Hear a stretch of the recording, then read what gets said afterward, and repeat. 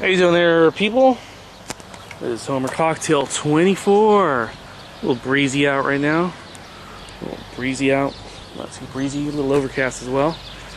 Homer Cocktail 24. Stonewalling. We're going to talk about stonewalling. I call this piece Stonewall. Right now, I'm uploading a video to my Homer Cocktail 4. It's another chat site. It talks about paranoia and intuition. I was set to graduate from the Claremont Colleges in 1998. Eventually, I graduated in 2011. In my last semester there, things got a little weird, and I'm not sure I could really cover it in 10 minutes. I try to keep these down to 10 minutes, even though I could go longer. It's just something I've started to do because that was the length that YouTube used to allow. Then they made it 15 minutes, and if you were had certain qualifications, you could actually load longer videos.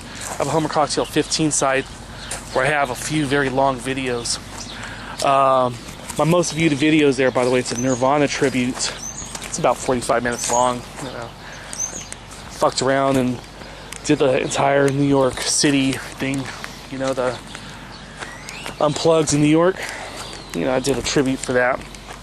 But we're going to talk about stonewalling right now. The Claremont Colleges and the school I went to, Pitzer, look it up at Wikipedia. The endowment, I think, is $100 million. But when I was there, for some reason, there was a lot of talk that they might not survive as a school, and I don't know why. And every now and then I get emails from them, even though, I'm looking for a job. I'm a partner at Google, wow. And I'm published at Lulu, haven't made a dime there yet. And I'm still hopeful, and I'm still trying to use my degree. But they'll solicit money once in a while through email, which is really funny, and I'm more than willing to do it once I start making money. But this place with $100 million is saying, "Hey, guy, without a dime, or hardly a penny to his name, kick back, man, kick some down, right?" Anyhow, things were actually very easy. It was very work intensive, time consuming, in other words, to do the reading, to do the writing, and all that. But I had gone to a community college and transferred to Pitzer. And Chaffee, when I went to Chaffee College, which is in Cucamonga, not too far, there's a lot of classes. They're called capstones, and I have a liberal arts degree. There's a lot of classes that are like, I'm just taking this because it's required, man. I'm sorry, but I hardly have an interest. Oh, Cinco de Mayo, by the way. Wearing a hat. Oh, I love the pounding. I got some pounding pieces at Homer Cocktail 5.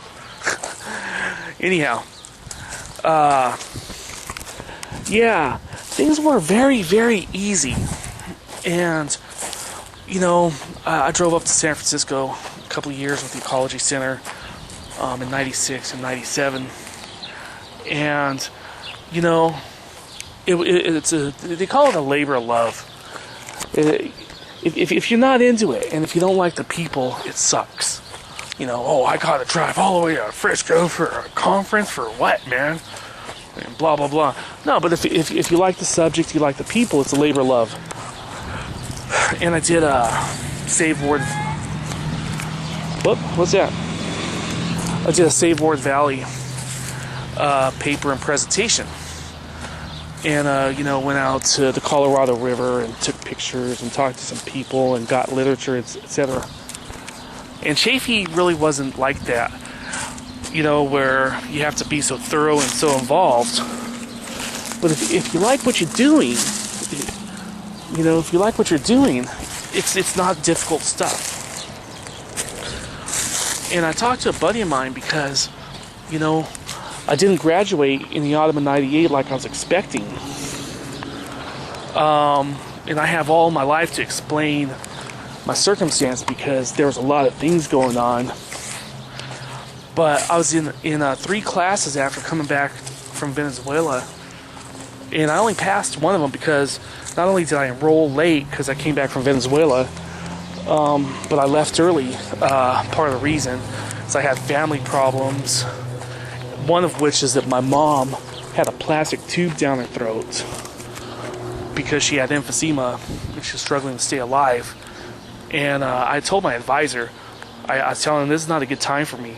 He goes, well, just enroll in the classes anyway, because what else are you going to be doing? You're going to be doing nothing, and doing nothing's not good, blah, blah, blah. And he wound up taking the stand against me a couple of years later, about a year and a half after that, maybe, probably about almost 2 years, 2 full years.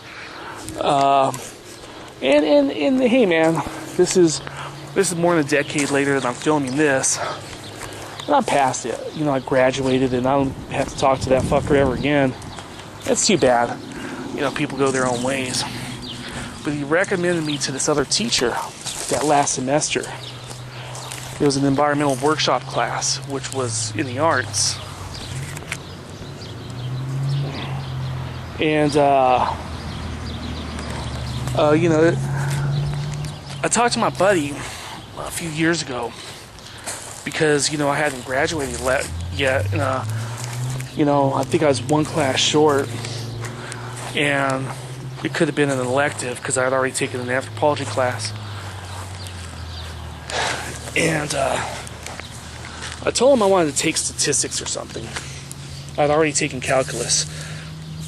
And at Pitzer, I had to choose between those two, calculus or statistics. And the reason being is you don't have to like your teacher in the hard math disciplines, really. Just as long as you don't go overboard and try to kill them or fight them or anything, you know.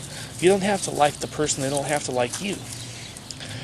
Because if there's an exam, and on that exam, the question is, what is 2 plus 2? And if you give the number 4 as your answer, you're going to pass that exam if that's the only question. Now, I'm exaggerating the point here. But in math, it's not really open to an opinion. There's a definition of what these functions are. Addition, subtraction, multiplication, division, etc., square roots, and you know, f of x, and functions and derivatives and cosines, and you know, the whole thing there. And the teacher can't say, well, in my opinion, he's wrong. But I was in a class, and this teacher, who I happen to give a review, one of the other teachers, you know, the way they do it, I've done this a few times while I was at Pitzer, giving reviews. If I have to mention the name, I gave, well, I'm not going to mention the name, but I'll mention the class. I gave my calculus teacher. I gave a review for him once. You know, once in a while they'll get another professor and they'll interview you and ask you, hey man, is this guy all right? And you know, some of these people are up for tenure, etc. You know, to stay working at the school. But this lady, she seemed a little snobby, which is real weird because she was really aging and she wasn't very attractive, and I wasn't too impressed with her work, and maybe my attitude showed.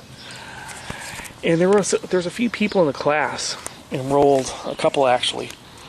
Maybe there was a few, maybe there was at least 3 that I had had in other classes before, and I was glad that they were there.